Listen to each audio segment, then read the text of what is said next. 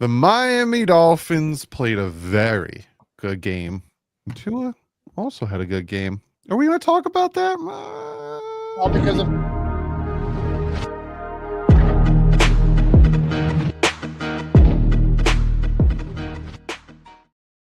What is up, Dolphin fans? How's everyone doing? Welcome to another collective. Welcome to the second collective where the Miami Dolphins had a victory. And this was the biggest victory of the season because when we beat the Jets, we like barely beat them.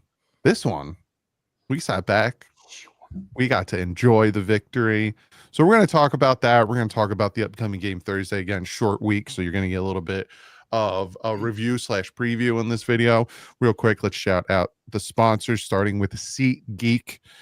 If you are going to the game Thursday night, what's the weather going to be like for this game Thursday night? No one weather. great question. South Florida, unless couldn't rain. It's like one of those things. Normally when there's a hurricane in the area, everything is very peaceful and beautiful. Yeah. There you go. So if you want to go to the game, Thursday, high of 79, low of 67. Just a beautiful day. Beautiful. That's a beach day. And that stadium at night, also beautiful. So again, you want to go to the game, use the promo code FINS, grab yourself some tickets on SeatGeek. You get $20 off your first purchase.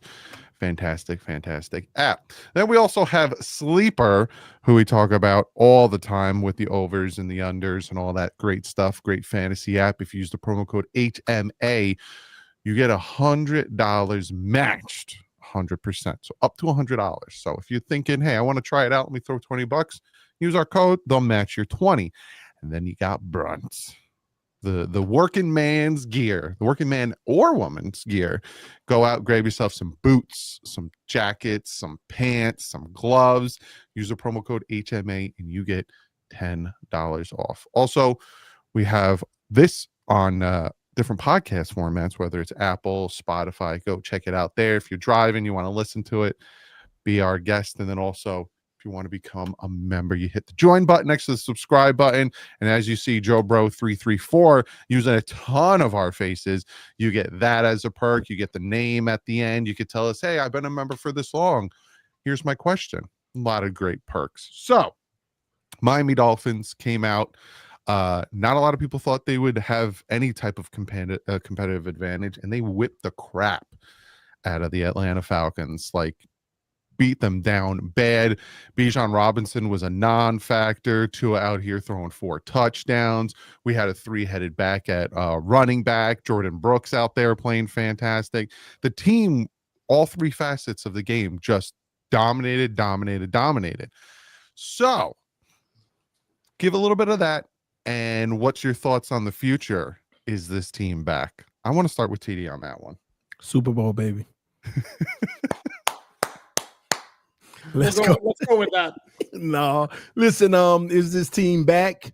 1 week at a time. We're not going to sit here and play that game. The odds are stacked against the Dolphins. The reality is they have to go 8-1 the rest of the season to really probably have a shot to get in. But we take it 1 week at a time. And I'm going to be honest with you. I always look at the schedule. You can't tell a win or a loss, especially with what's been going on lately. Mm-hmm. But some games make you feel like, maybe a little mini run if they keep it up. But that's just the fan in you. Are you looking at a mini run right now? Is that what you're trying to say? No, Omar. I'm like very conflicted as a fan and as a realist, because what they put on the field on Sunday is what we thought we were going to see when we opened the season. Pretty much. No. Well, defensively, it was a best case scenario of what you could see this season. Okay, that's fine. No, not even the best case scenario. Necessarily. Because I'm looking at the opponent and everything. Let's not kid ourselves. They had a lot of people out, but regardless, that was a good performance through and through on the whole team. So and again, maybe I didn't expect for them to play like that every week, but I expected out of 8 games to get 5 of them like that already. So let me at least preface it with that. So right now, no, I'm not in this optimistic state to say, oh man, we might go on a run. But what I am is encouraged by Mike McDaniel, number one, who came out and had his team playing disciplined football. minimize penalties. They didn't bite themselves early in the game. He also had his team prepared to take care of the football, which is important. And last but not least, man, those guys look fired up and encouraged. If you would have been doubting anything about taking off, man, they were out there working, man. And shout out to, I don't know if it's Brooks or Dobbs. I got to go back and read. I'm saying Dobbs. What's his name? T-Dot. Yeah, I don't know which one it is. I got to go back and rewatch it, and y'all probably know whoever was like hoorah on the team in the locker room. No, that was KJ Britt. Oh man, see, that's why I probably didn't know. Listen, and the funny thing is, I saw a video of Tampa Bay, and he used to give the post-game speeches in Tampa Bay. And I went up to him, I'm like, why you don't do that here? Like, they need it. And this is after they lost Tyreek. Well, he delivered one, and I felt it. And it felt like it was a leader in the midst of all those guys when I saw it. And you know what? The reason he told me he wasn't doing it, he was like, I'm playing my role. I'm like, you know what your role is? Be a vocal leader around here, because that's not what this team has. Except he's a newcomer backup. I mean, it's kind of like. But you know what? I've seen backups do it, but Mac Hollins used to do it. Well, hold on. Newcomer backups. You go ahead and tell me somebody who did that. I'm telling you, Mac Hollins. I don't know if it was his first year here. No, it wasn't his first year here. He showed up. Actually, they claimed him off waivers in December of like 2019 when they were getting player after player. You act like he was established. Who? Mac Hollins. He was established as a special teams dude. He was a team captain like in his second or third year. Well, young player or new player, he did it. And I think that was a huge positive role in the locker room. So this whole run idea, let's take it 1 week at a time. And Doug, are we giving our full game breakdown or? Yeah, quickly. No, Jude, let's move it around a little bit. Yeah, we'll come back to the breakdown if you want. Yes, we'll go down to the breakdown, dude. Were you encouraged then, Alan? Go ahead. I'll do it very quickly, and then I'll move on to Omar. How's that? Great that they stuck with their run game. Here's the thing, though: to be able to stick with a run game, the game circumstances have to be right in that they didn't fall behind, and a lot of that was on the defense, which produced 3 and outs out of the Atlanta's first 4 possessions. Don't underestimate how big that was. And then number 2. One of the keys you mentioned, the no penalties, there were no or very few major setbacks, negative plays on offense, which puts you in non-run situations, which is why it allowed them to do that, because they weren't necessarily explosive in the running game, but they were very, very efficient. And again, it's a great formula. If they could do it like this every week, obviously they would. The game circumstances worked. They stayed ahead. That made a big difference.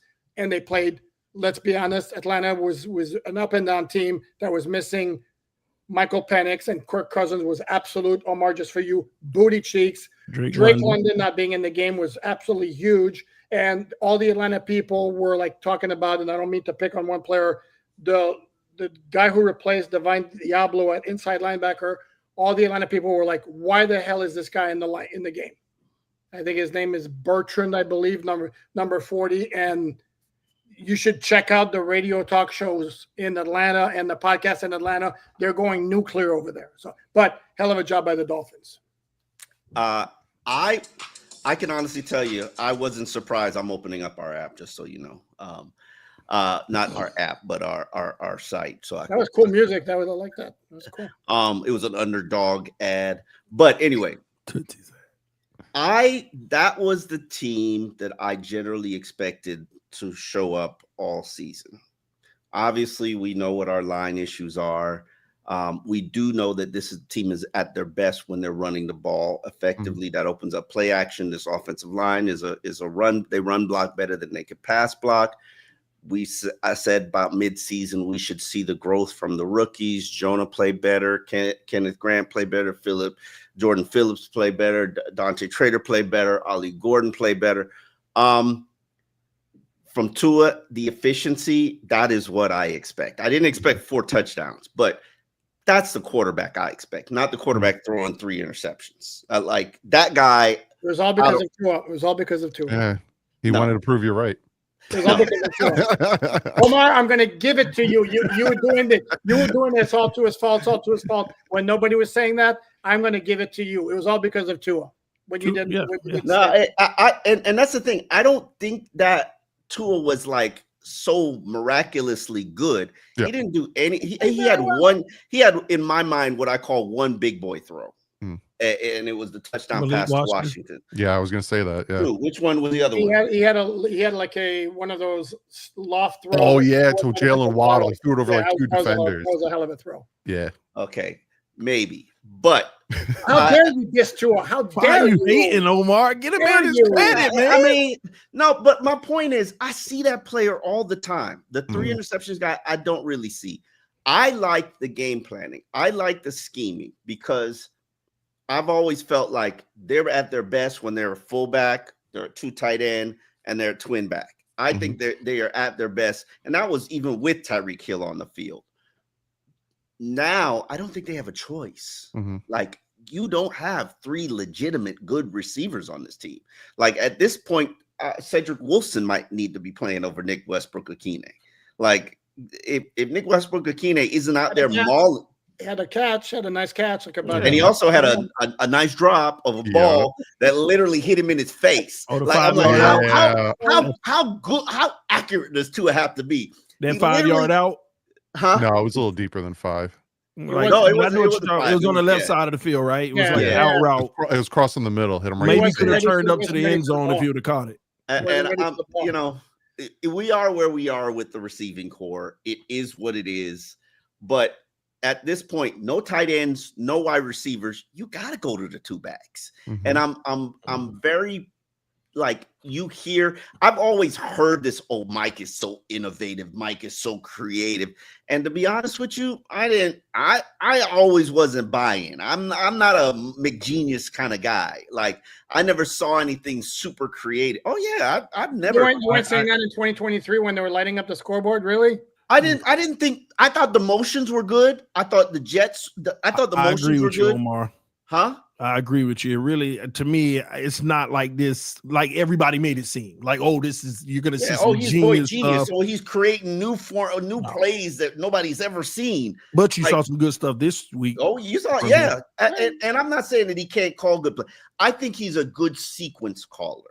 And when I say sequence caller, I mean he sets things up. Like we'll probably see in Baltimore. They had 2 big catches. One to Achane and then a touchdown to Ollie Gordon. Those are the same play flipped upside down. Now, watch. Baltimore's going to see that play, prepare for that play, and watch the Dolphins have a counter to that play where it's like, oh, you think it's going to the back? Oh, over the top. And something like that. I like the sequences, Mike. And I'm at the point now where I can actually predict when he's going to take his shots. But that's what I thought about the game. He did that, and I brought this up in a previous episode. He did that to win the game against Detroit. Took Tyreek Hill, went in motion. The linebacker followed. It was zone. Did it again. I think he did 3 times in a row.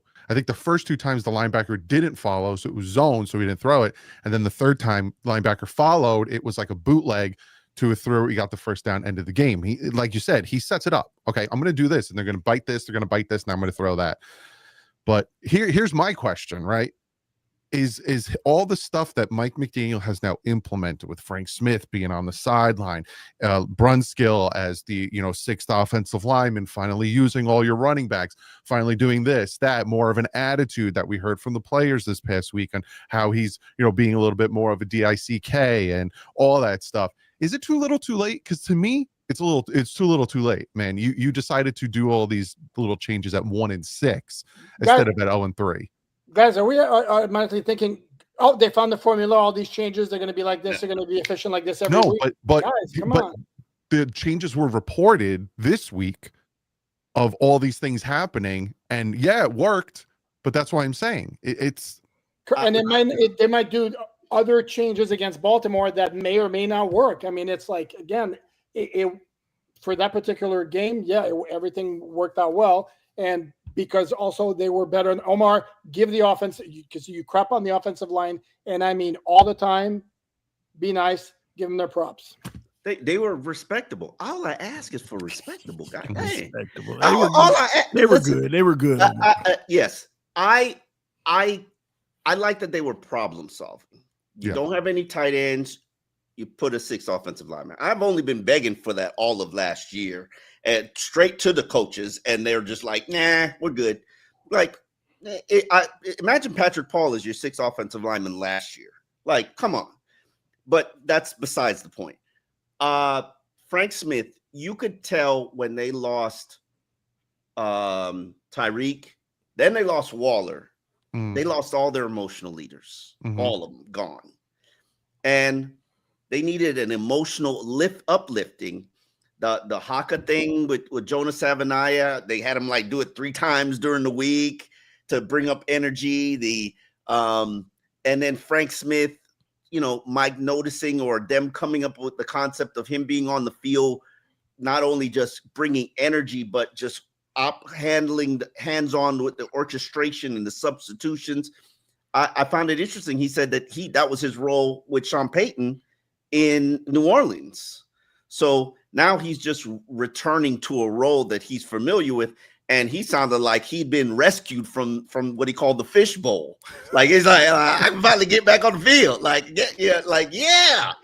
Do you think Mike McDaniel doesn't want him chirping in his ear? Like he wants him kind of, let me do my thing, you go upstairs? No, Mike does his thing. He doesn't.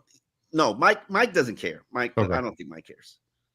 See, I want to give shout outs to some of the unsung heroes. Like Alec Ingold. I think he had a very good day, especially run blocking. He was putting people on their butts to the point that they had to check him into the tent to see if he had a concussion or not because of how hard he was hitting people. Tanner Connor, another guy who was putting people, he was moving people. And he was. I'll show you the clips. Okay. Please show it to me. Yeah, go ahead. Yeah, because Omar don't watch film. Help him. He was moving people. He was actually doing well. He watches film. Okay. So those guys, and then Jordan Brooks again. But here's the thing that Jordan Brooks was not. Jordan Brooks is no unsung hero. No, I'm not saying he's an unsung hero. He was a baller. Here's the thing that also still bothers some is it's another week of Jalen Phillips high pressure percentage not getting a sack. We had one sack on the day. It still helps. And I was at Dolphin camp today, and I actually talked to Jalen Phillips, and I actually brought up, if you recall the first series of the game, and again, do not understate how big that was for the Dolphin defense. They stuffed Bijan Robinson twice on 2 runs, and then on 3rd down, if you recall that play, no Jalen Phillips didn't get a sack. But if you recall that play, it was a 5-yard completion to Kyle Pitts on 3rd and 10. Why? Because he had to get rid of the ball because Jalen Phillips was in his face. So no, it's not a sack, but it highly contributed to the 3rd down stop. He's an impactful player. Oh, 100%. He's just not 100%. Getting sacks. Yeah. So stop fixating on sacks. Bad Doug. Do they matter or not? You know what? Omar. His comment, he says, yeah, sacks matter when you're talking about, I don't forget one thing he mentioned, the egg bingo contract, and then something else. Oh, and the honors recognition. But even ask Anthony Weaver, as long as you're affecting the quarterback, sacks is just a bonus. But if you get the pressure and it creates a negative play or a 3rd down stop in that case, he created it in this game. It didn't show up in the stat sheet. Right. But to me, it was only one unsung hero in this game, and that was Tua Tagovailoa. He got all the praise. How's he? Exactly. Go ahead. Oh, he got you good too. No, Tua was an unsung hero, man. First of all, you don't turn the football over. Because one turnover here could flip the whole game. I mean, we know how this works. Just like Alan said early in the game, the defense made stops, but finally, when they made stops, the offense capitalized during those stops, and that's important to go ahead and extend that lead. Like the best red zone quarterback in the league. Well, okay, when we get down there, okay. So, but he executed. I thought that he had some big time throws, like you said, the off script play, Malik Washington flushed out of the pocket, and I said this yesterday. I think I tweeted it. I said those are the plays right there that if you could get more consistently from Tua, see everything he did yesterday, we know he's done it, but doing it on a consistent basis and a little bit more in game. He didn't need to in this game, by the way. But you know those big time games, like what he did yesterday on maybe like 2 big time plays, add a third or a fourth in those big games, and that's all. You only need those 2 more plays sometimes from him, but you don't typically get it. You get the interception or whatever it may be. But he was careful with the football. He was patient, and he stood in there on like 2 passes and took the hit. He knew he was gonna get whacked, but he got them feet straight and said, "Okay, I'll give y'all one." And I was happy for it. But he did that, and that's what I'm talking about. If you can do stuff like that on a regular basis, especially when the competition irks up, that's what would make you like. Nobody would have too many problems. You'll be given a leash where it's like, okay, I mean, it happens, but that's few in between. He was in rare form yesterday, in my opinion, and I like the rare form, and that's what you need him to stay in. So, Omar, you got to punch him in the eye again. Do whatever you need to do, man. See, and that was my biggest knock on Tua after with the whole, is he going to get a contract? How big is his contract? Yada, yada, is his inconsistency. Because, there's people who say he can, he doesn't, he won't do things. And we've seen it. It's just that we haven't seen it consistently. And like you hit the nail on the head, PD. He has these games, and he'll have a game like last year in Buffalo, or he'll have a game, where we're like, there it is. And then we get 3 or 4 games of him just. I didn't see happy feet. I didn't see the pain. Exactly. And he was being moved a little bit here and there. So, I don't know. I just don't expect to get used to what we just saw. Maybe That's because you saw better protection from 6 offensive linemen on the field. Jesus. No, that wasn't it, Omar. He actually eluded pressure. He finally felt comfortable in the pocket. Just he fine. Eluded pressure. Okay, well, you know what? Like I always say, if you felt fine in the pocket and you executed, good. But life ain't gonna always be like that in the NFL. You're right. And we can't afford for that to be an excuse in our losses. Why are we having another debate about Tua when the Dolphins just won by 24 points? I'm trying to give him his love, Omar. No, but you're taking shots at the same time. He played a very good game. Can we just? What shot did I take? What shot did I take, Alan? What? I just said I just wish I could get that more often. That's all. Okay, you wish you could get 4 touchdown performances. Don't you get? Really, Omar? I just wish I can get 0 turnovers. Okay, you generally get 100 rated performances. So shut your mouth. 0 turnovers. That's what you get 100 rated performances. That is above average, consistent play. Quarterbacks gonna turn the ball. I'm talking about a rating when literally 75% of his yards was yak. Stop talking about a rating, man. See, and that's now we got 100. Now we got. Before it was he's 100 rated quarterback because he got Tyreek. He's 100 rated quarterback because he got a great running game. Every whoever said that. Listen, let's just stick with Tua did great. I'm just saying, man. We just want it more often so that we can feel good about the quarterback we have. That's all. Okay. You should feel good about the quarterback you have after the performance he had against Atlanta. Can we? Move on. Quinn Ewers, or is that what are you talking about? My word! Oh, holy moly! No, Alan, but because I can't let you slide with that. I should feel good because of his Atlanta performance. You act like we ain't seen this before. He played again. We've had how many tour discussions have we had? Enough already. He played a good game Sunday. End of story. Move on. I'm supposed to be happy about the quarterback that I have now because of the 1 week. Can we not have this debate for one particular episode? I'm just asking. He's going to give you 300 rated games and then a 3 interception game. That's your quarterback. It is what it is. Like learn to live with it. No, we're not living with that. Okay, that's then the point. Get you Lenore Sellers. Hey, it might work. It might work. That's all I'm saying, man. We can't be settling. Let's talk about Thursday's game. Thank you. Okay, let's correct. Let's see if we can do. If you have another good game. I'm just tired of it. Let's talk about the rookies though, because listen, Jonah. You know how the coaches have always said, we're sticking with him because each week he's making less mistakes. Each week. Before it was like 8, then it was 6, then we down to 5. We got 2 bad plays against the Falcons. Like, he might be turning the corner. Let's see. This is going to be a different team of physicality of the Baltimore Ravens. Same thing with Kenneth Grant. We've seen steady progress from Kenneth Grant. I don't really know if we've seen steady progress from Jordan Phillips, but we've seen steady progress from Grant. Dante Trader, I thought he played probably his best game. Ollie, come on, clearly he played his best game, but I don't think that really surprising. No. But this 8-game investment in these rookies, they're finally paying dividends. And here comes the key question, though. Are we back to the past couple of years where the Dolphins do very well against bad teams, and then they don't show up against the good teams? You're right. You say something cruder, but hold on. But here's the thing. At some point this season, and this is why I don't like when y'all start doing this. Oh, bad team, good team, bad team, good team. The Atlanta Falcons, there was people talking about them being a contender like 2 weeks ago. And now they're a bad team. This is a team that they were 3-3. They got spanked 30-0 by Carolina. I understand that, but when they had a winning record, people are like, "Oh, well, the Falcons." Yeah, they were good, especially the defense. But remember, they had some weird circumstances this week. Quarterback. I can argue to you right now, and I just wrote a column about this. The Colts, best team in the NFL, one of the best teams in the NFL, best record. Okay. Baltimore, but New England, one of the best teams in the NFL. 5-2 record. Buffalo, you know who the hell they are. 0-3. This is Cincinnati. I believe Cincinnati has a win. I mean, not Cincinnati. The Panthers. Chargers have a winning record. 0-4.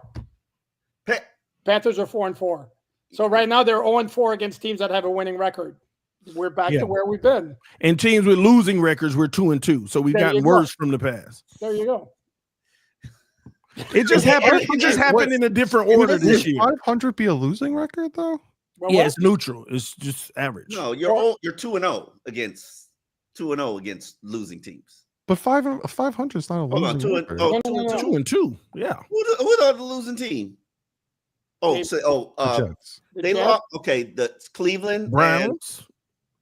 And it's one more. Cleveland. No, we didn't lose another one. Maybe it's a 500 team now. I don't know. Yeah, Falcons not. Yeah, I guess Falcons. Is now. They were 3-3. No, Falcons are 3-4. Well, they were. See, this is where that whole thing is stupid. Because then here's the thing. Then you can't count the Colts because the Colts were 0-0 when they faced them. Exactly. That's stupid. You let the season keep playing out to see how teams do. Correct. And you'll right now, teams. So right now it still serves. We haven't beaten a good team. Yeah, fine. I will take that charge because I don't want to get yelled at anymore. I'm just going to sit here and. But here's the thing: is they play Baltimore and Buffalo in the next 10 days. We will know. And Washington. Washington is right. Let's pass Baltimore and Buffalo. We always looked at this stretch as the doozy. Everybody. Yes.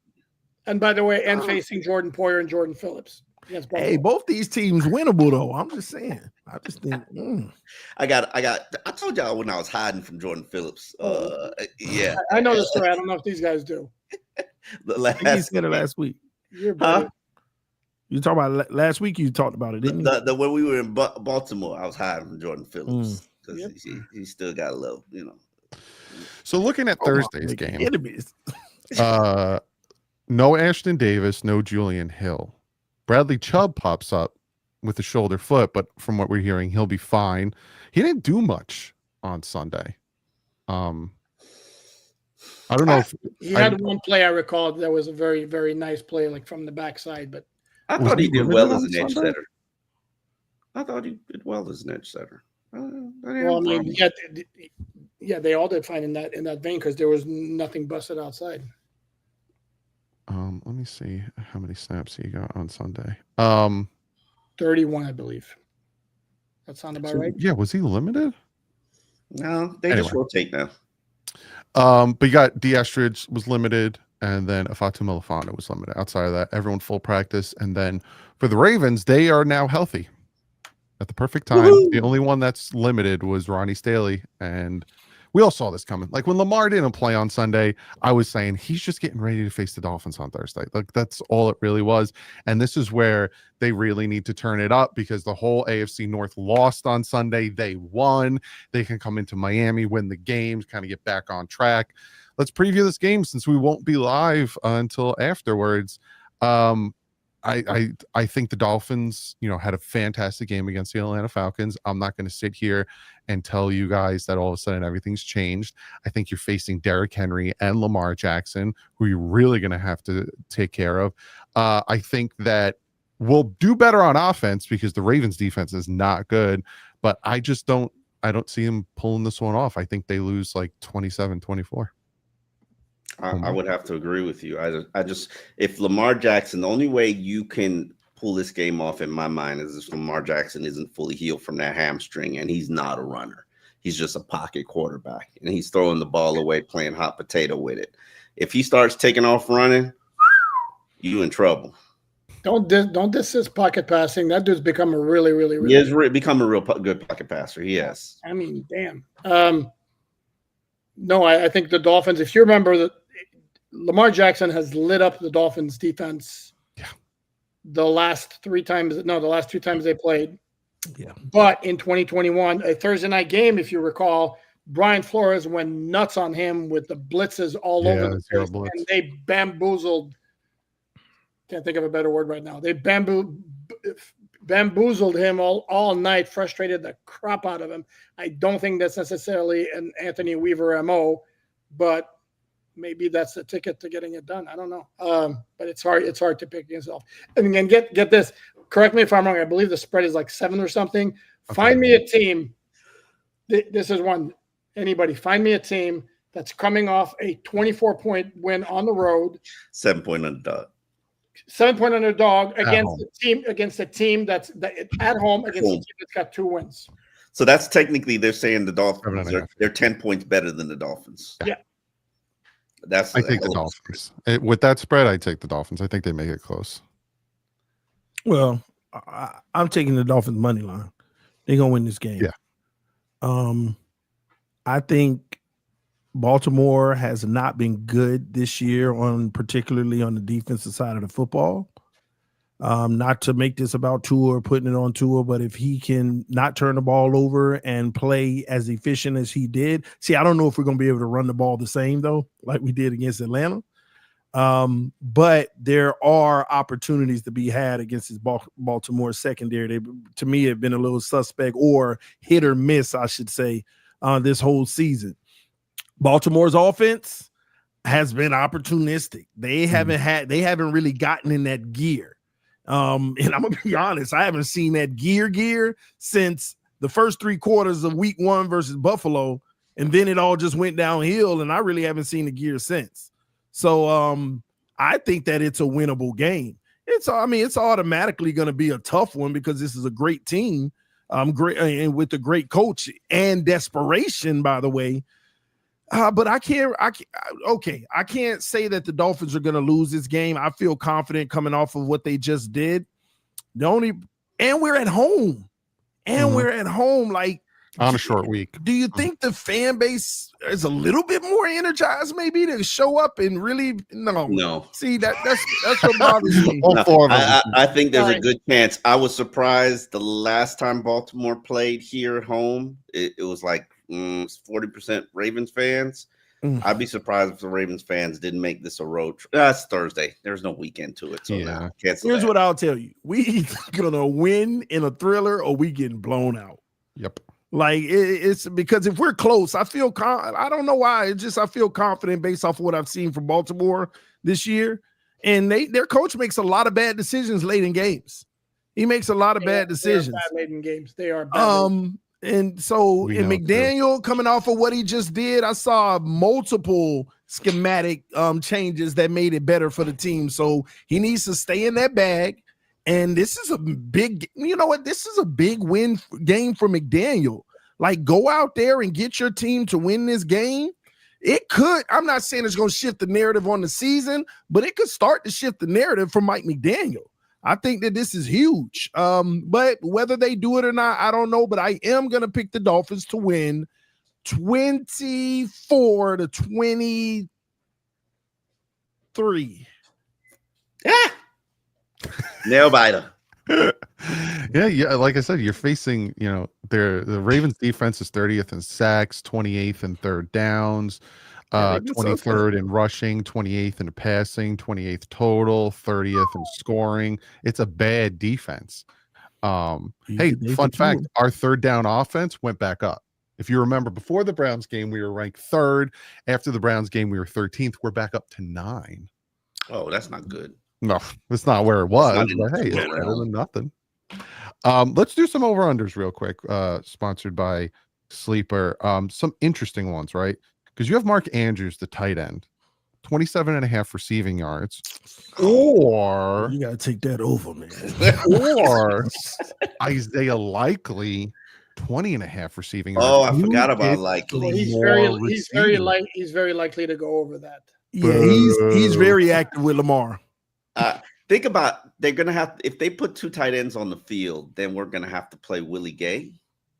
You're never playing Willie Gay. Willie Gay played. Hey, Willie played against the package. Okay, listen. I'm gonna just shut up. Shout out to Sandlot on that. Never. Devon Achane, 63.5 rushing yards. Perfect line. I'm going under. That's a scary one this week for me. You think they do that 3-headed back again? I think Baltimore sells out on the run. Oh, so they make Tua beat them. Hell yeah. Of course. What receivers? Jalen Waddle, 61.5 receiving yards. Perfect. I mean, you should take that. Even in the loss, he gonna get one good one. Tua, 219.5. Man, Tua lose mine every week. It was 221 last week, and he was 205, and I took him. And there's a little promo. You get 2. So instead of 1.78 times for taking them more, you get 2 times for Tua's more. Yeah.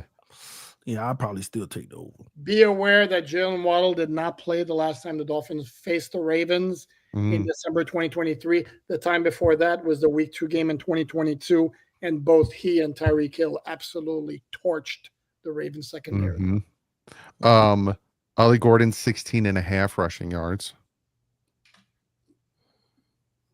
I got an interesting one. I'm going over. I think we're seeing the evolution of Ollie. Yeah. I got because there's going to be a lot of 3rd and shorts in this game. Here we go. You ready for this one? This gentleman had 1 catch for 18 yards last week. Westbrook-Ikine? 16.5 receiving yards. For Westbrook-Ikine? Mm-hmm. I would take it. No, I would take it. Hey, yeah, 1 catch for 18. Always going to go under with him. He going to get 2 this week. He was targeted 3 times. He had the 1 catch for 18 yards. It'd be like 5 yards. Remember, they getting used to each other even more, like without Tyreek. I'm just saying, like Westbrook-Ikine? No, not necessarily. I just think this game is going to be different in Atlanta. When they sell out on the run and we start throwing the ball a little more, Tua ain't going to throw it 20 times. He's going to throw it probably 33 in this one. And again, to go back to that game, that's where you can tell that's like the bread and butter for Tua. And that's why I've consistently said, I don't think they built around him properly. He threw the ball 27 times. They rushed 37 times. Like that's where Tua, like TD said, thrives. They didn't, they ran the ball. The offensive line helped. That's where he works. That's where it works for him. Not, okay, you're going to throw it 40 something times and we're going to rush like 15. What it was, there were no obvious situations. So exactly. he got to orchestrate back there. Oh, you think it's run? Got you. No, oh, you think it's pass? Got you. And I know. That's what he needs. It doesn't have to be perfect. It's just got to be good. All right. Let's get to these donations. 800 watching. How many likes do we have? Let me refresh. It'll be 800. 271. That like button up. Come on. What's the matter, you? Garp Gump with the tenor said, I noticed something I can't unsee. Poop and Perk have the same nose. How can you not laugh at that? People don't want me laughing. They think it's fake. That's funny. And now you can't unsee it either. Now I gotta look for it. Now next time I see Perk, I'm gonna be like staring at him like I gotta look for it now. Let's hope the rooks are fixed. Appreciate you. RJ with the tennis said, props to Tua for playing through tough through a swollen eye. While he played much better, he also had a couple of almost interceptions during the games. This does not change my view of Tua for the long term. He always throws almost interceptions. You know, Every I quarterback only remember one, the one that Yeah, was at the line of scrimmage where the two linebackers were fighting for it. He always you remember when Ryan Tannehill used to have a tip ball problem? Tua is a almost interception problem guy. It's always almost an interception. It's always like, oh, right over my fingertips. He's a very accurate passer. Nicholas Soto with the 20 says, if the Dolphins show up again Thursday and get the W, does that make them buyers instead of sellers at the trade deadline? No. No. But does it make them sellers still? Yeah. They win? If they win, they go. The main guys, but it's not a fire. I mean, it's got to be the right price for a lot of these players. I think the edge rushers are the most likely guys. Chubb and 49ers made a trade for an edge rusher. So. Yeah, but think about it. The teams that are making trades are getting it done. Yeah. Everybody knows Chubb and Phillips are available. And like, would you go get Chubbs and Phillips when you could go send a 6th rounder for Calais Campbell if you're like a real legitimate team trying to win the title? But that might be what you're paying for that, because you look at the two trades that were made. Is Keon White's not a bad player, and it's like Keon White in a 7 for a 6, and then Kyle Duggar was a nice player, but for some reason lost his way and became an afterthought in New England. That's just unloading salary. Yeah. Correct. I think we got 8-1 in us. Sorry. Huh? Y'all think it's possible 8-1? No, you're not winning in Pittsburgh. Absolutely. In December. It's you know what? It's so telling that everybody is just ruling them out. I if you go back to what they did in 2024, Poop can tell you how many games they won. I forget.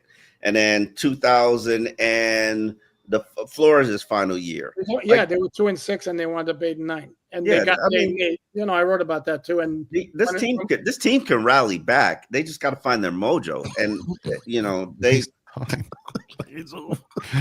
I know most people, and the funny thing is most people think it's over. And I just wrote a column about this. Fans are like, oh, we should lose games. They don't even know who you're tanking for. They don't even have a clue that there's no really upper. There's no clear number one. Yeah, top player in this draft. Everybody know. But it's not about where you select. It's who you select. It's how you select. And we already know draft picks in this guy's hands ain't gonna do nothing. Like, so like, why are we like sitting here like, ooh, we gotta get draft pick? No, get a good executive that can actually draft. He don't need when's the last time the Ravens had a top 10 pick? Eagles too. Eagles know how to grab who they want.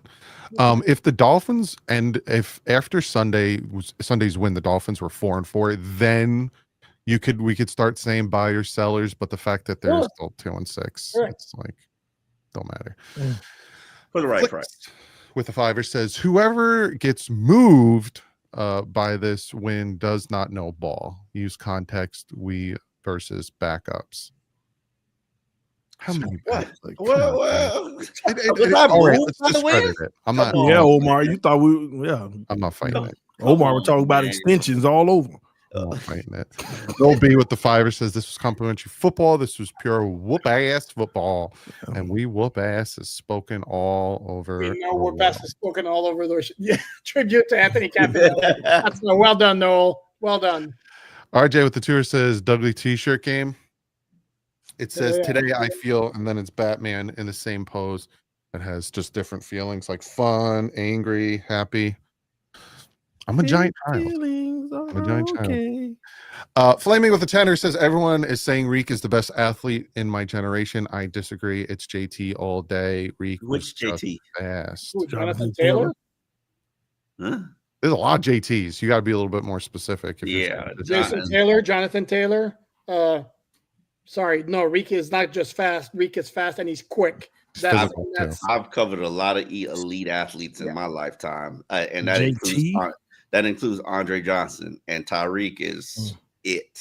Like when he, the old Tyreek. I don't know what the new Tyreek's going to be like. Even though he might even just decide he's going to retire, and I think there's some truth to that because he probably has one hell of an injury insurance. if he doesn't play another game. If you're making $30 million a year and you have injury insurance that about an injury that you just suffered, a career-threatening injury, his injury insurance probably might be like $50 million. And if you heard him on Toronto Armstead's show, he did not sound like a guy who's like, no, I'm coming back. I'm going to work hard. He was like, Yeah. I'm enjoying my kids. And as soon as he said that, I was like, he's retiring. But As soon as the player says they're enjoying their kids, I'm like, he also knows though. The competitive nature. I think the competitive nature is going to make him try to get back. Yeah. And I think if he has that injury, an injury settlement, I don't know what it is, and I'm only speculating, but if some players if they never play another down after a career injury, they're cashing in. Mm-hmm. But he also talked about his life has been it's all football, it's all training all the time and all that, and that's going to be that rehab he would have to do to come back is going to be like intense. You know he's going to do it though. Plus, you know he's going to do it. Oh yeah. Plus, sideline Tyreek tweeting out was amazing. So his tweets were funny as hell. I'm actually disappointed he's not tweeting more because he is a tweeter. Oh, he was tweeting during the game. Yeah, but he sent like 4 or 5 tweets out. Like you expect like how. And he's like, shout out to the whole AFC East. They all won. Dad Dean with the $20 donation said, open invitation to all you fellas to help build Miss Finn's new fantasy football show. Fantasy Moneyball every Tuesday, 6 to 7. Any one of you fellows would have helped out are great with our show as a special guest. Yeah, man, just hit me up. DM me. I'll be a guest. It'd be hard because we start this show like 30 minutes after that, but we'll try. And I appreciate you becoming a member, Dad Dean. No B with the tenor says Kevin Harlan loves him some Savannah. Yes, he does. Did I say that name right?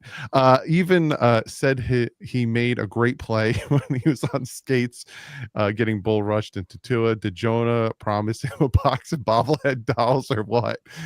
I think, honestly, let's be honest with ourselves. The reason the Dolphins dominated the Falcons is because the first time this season, Kevin Harlan called the game. Like, let's just be honest. Yeah. That is why. It had nothing to do with anything else. That was my initial reaction when he said that, when he made the comment, that's 3 great blocks by 79. I'm like, it is? I mean, he played better, but I think he was like a little over the top. You know what's funny? Because I don't watch the TV copy, I have no idea what's this obsession with Kevin Harlan is. Oh, he's very passionate. Like go watch the Ravens game. Dolphins win when he calls games. When we came back against the Ravens, watch the TV copy of that. There he got Tyreek again for it. Like he just loves it. Edward with the 5 says, do you think because Frank Smith being on the sideline was the reason why the Dolphins played better in the run game? It's the reason why the offense played better in general. Yes. It's a reason there were no operation errors. I don't think they blocked better or the scheme was better because Frank Smith was down. Y'all got to pay attention when Tua's dropping hints with them truth bombs. Tua said, I was having issues with the operation. That's what I just said. The operation was cleaner. That's all. That's all. The offensive coordinator, Frank Smith. Like, to me, who else did it? The players didn't fix it because half of them don't know what they're doing half the time. That's not what the running game is better. Okay. No, I don't think it's just a run game. I think it's everything. Correct. It was the operation. That's why it wasn't like a delay game or plays getting in late and all that. Go ahead. Better show up Thursday.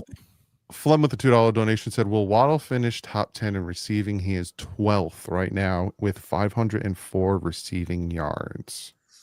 He needs a compliment. I don't see one. I think he'll cook. I think he'll get that 80 to 120 every game. The slant, that is the slant to Waddle, and they've run that so much. Yeah, did you see someone put the Alabama tape? And yeah. And that's the thing. The slant was really what made me fall in love with Tua at Alabama. Like, he could throw that thing. I hate that play. You just have to have a receiver who can actually run it and who could take that hit. I don't even think Waddle is the right kind of receiver. Like, if Nick Westbrook or Keenan could actually, maybe Cedric Wilson can. Wish you had a big receiver there because most of those interceptions on that route, that same route. Mhm. That's what Nick Westbrook-Akine is supposed to be. Unfortunately, it hasn't panned out, and I guess maybe Cedric Wilson is moving up on that depth chart. You saw against the Jets, Darren Waller was in that situation, and it worked. It worked. Absolutely. They mix it up though. A lot of Yeah. people be in that position. Yeah.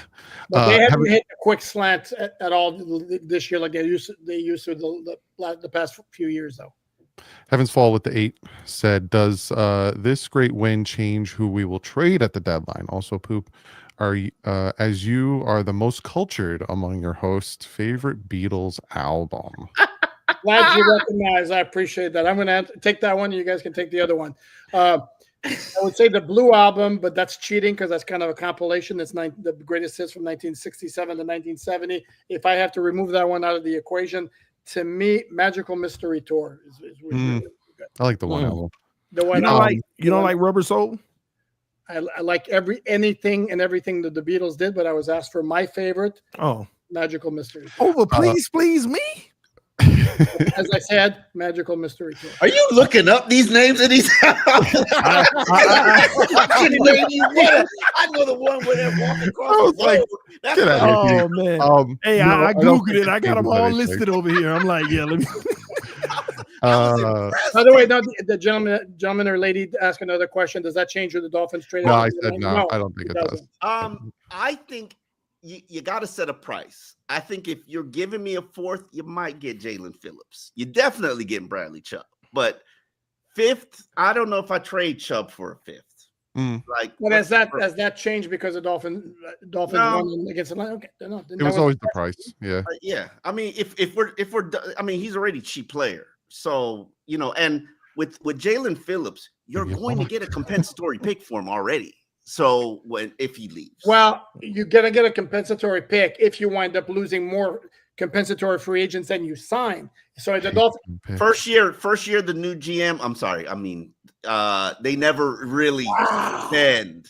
They never really spend. One of these donations addresses that, Omar. So we got to get to it.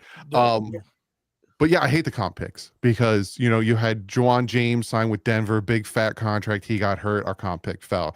Christian Wilkins signs a big fat contract. He got hurt. Comp pick falls. And I tell people that when they're like, oh, I'm like, he's got to play. Right? He's got to play. And now Javon Harlan, are we still getting a fourth for him or is that in question now? Well, he's injured. He didn't play, I believe, against Philadelphia last week. So again, Chris Greer plans his whole offseason around getting comp picks and we consistently lose them. Why is he still employed? Anyway, Doug, this is the best argument you have ever made.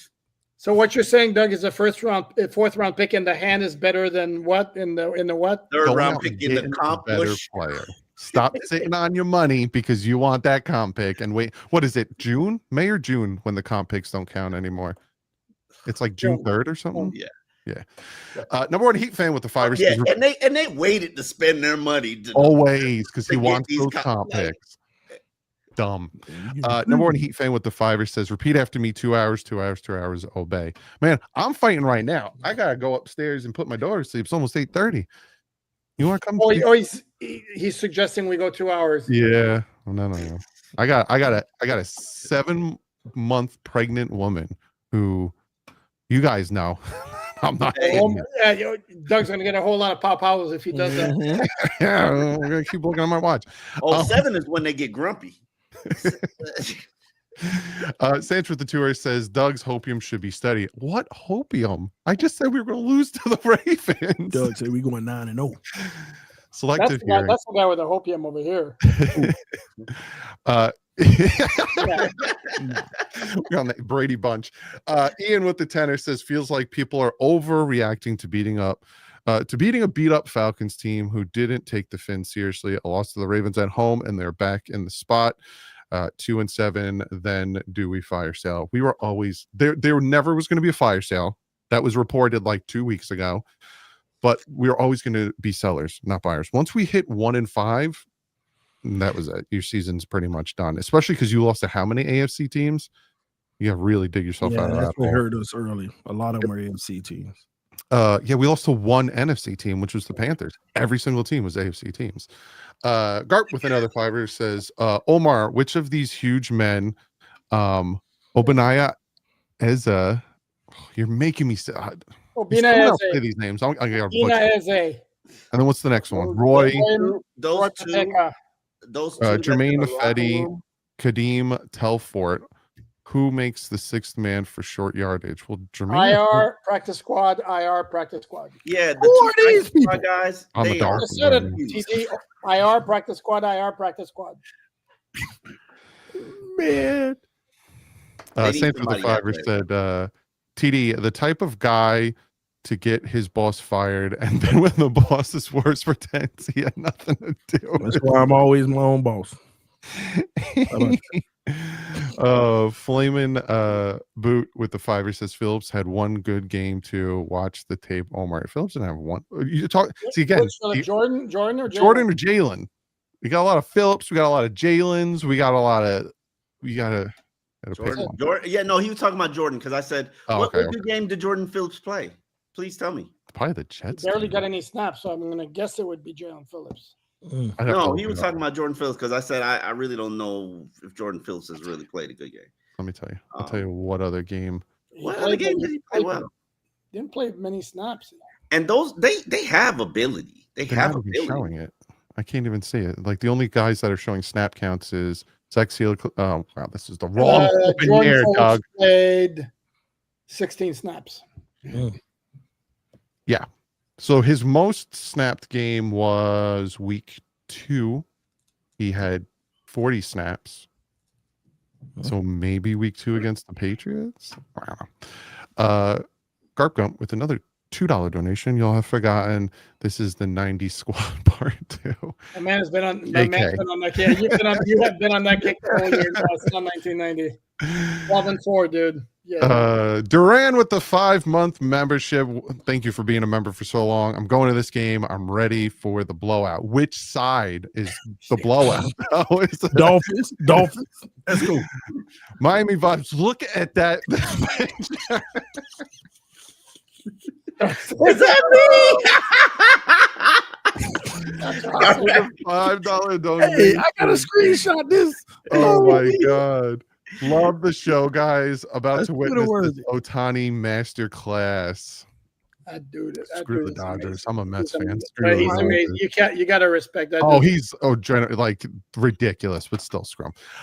Red Hood with the 5 assists. T. Don't you know Lamar, the king of South Florida, is going to be a Raven? Be a Ravens home game. You must be heard about my guy Tua Tagovailoa.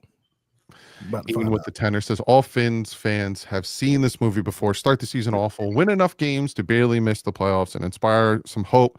Mid-round pick, no one fired. I don't want to watch this movie again. I think that is the main reason why fans want us to lose, is because we want to burn it down. We don't want Greer back. We don't want McDaniel back. So some want the pick, but some just they want to burn it down. Garp with another 5er.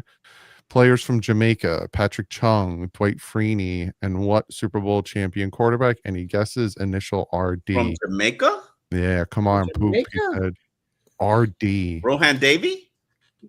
Super Bowl world champion quarterback. It wouldn't be world champion quarterback. RD. Rohan Davey. Okay, maybe. But for who would he play? No. Rohan. Yeah. No, see, here's the thing, though. I'm gonna have to. You could be a Super Bowl champion quarterback and not touch the field. Correct. Carson Wentz is one. Ricky ran. I can't. Sorry. Charles with the 5 says, showing my age, but the defense was so impressive on Sunday. I expect to see Arnsparger and Shula on the sideline. Do it again, defense. I just want to see more sacks. I don't know why they're not getting sacks. I would prefer that. Normally it's Omar who's throwing out those sound bites at the time it was made. That what? I said I want to see more sacks. It's inappropriate. But yeah, no, I want, because I'm just wow. It's nice. Oh, I got it now. Oh, holy moly! Now you got it. Like sacks. I think football, not that, you know. Yeah, but the people on the internet don't. So as soon as I said it, I was like, "Damn, I got caught." Numero uno with the tenor says it appears to have fixed some of his footwork. Kudos to him standing in the pocket for a couple of big hits. And he also said with another $10 donation, I wish people would stop talking about losing more games to get high draft picks. Silly. Some Jet fans were upset that they won because they wanted that #1 pick. Ian with the 2 said Omar fans want the tank for GM firing, not pick. Yeah. Gotcha. Golden Thumb with the 2 says Miami scout team versus Greer, Moneyball, Oakland A's like. Didn't work. Carp Up with the 2 says Otani as the 6th lineman. Bet you he would be good at it. I mean, that guy's he's a baseball player, Omar. Sorry. John C with a $100 donation. 14 runs, 9 passes on 2nd down. Yes, they finally did it. Also, 3 touchdowns on 3 of those 2nd down passes. Congrats, guys. No more 5-man defensive fronts. Oh, I like the 5-man defensive fronts. It doesn't necessarily work, but it has some potential. And then Devin with the 5 says, with a lame duck front office, do you see any trades coming before the deadline? I can't see Ross giving Greer permission to trade players. Ross is absolutely giving Greer permission to do whatever he wants. Yep. Yeah. You are the GM until you're not the GM. And right now you're the GM. Lewis with the last one said, Colt owner, what are your thoughts on her, micromanager, leader, or too soon to know? Too soon, but I like they're 8-1. They're 8-1, so obviously it's not a problem. Too soon to know, but I saw a press conference from her about, I don't even know if it was AI or not, but it was brilliant. It was about why she wears the headsets and why she listens, and how she's like, you can, if you're an owner, you can save yourself a lot of money because you know who's actually screwing up and who's not screwing up. I don't know where I saw it, but it was too good to be true. And like, I was like, this has got to be AI. Like it was so profound. And I was like, she's right. If you listen with the headsets, you could see who out there acting like a willy-nilly and who's got no composure and who's panicking and who's really making the calls. Yeah. John C. threw the last donation and he said, now more 5-man fronts. Yes, more with a tenor. All right. We appreciate you guys. I don't know what's happening Friday. It is Halloween and we have, 3 of us have little children that we're going to try to trick or treat. So you mind your little children? We're still negotiating that. What happens on Halloween? Yeah. Regardless, if we're here at 6, I can't make it. So we'll talk about it. We'll let you know. I'll put a tweet out. We'll all put a tweet out letting you guys know. But hopefully after a Dolphins victory against the Baltimore Ravens, again, regardless if you want high draft pick or not, I'm still going to be rooting for the Miami Dolphins to win the game. But we are out of here. Shout out to Omar Kelly, Miami Herald columnist, Alan Poupart on the Miami Dolphins on SI, and TD Fins Talk, youtube.com/TD Fins Talk, and myself, youtube.com/Douglas Durong. We will see you Friday at some point in the day. But we out. Peace.